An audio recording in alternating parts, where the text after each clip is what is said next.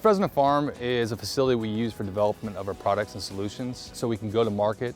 Upon registration, we want to have as many of the answers as we can for the growers. We have 3 greenhouses here we can use for weed science, entomology, and nematology. That allows us to do various testing with our innovation and tools.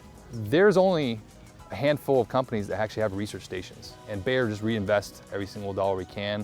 150 trials here, and probably over 300 trials with our tech service staff throughout the state of California.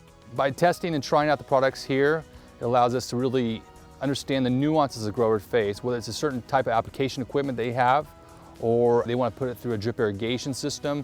We can break that down and really understand the nuances those growers are faced with each day. And that's the gap we fulfill, is understanding how growers apply products and how our solutions really fit into the growers' hands.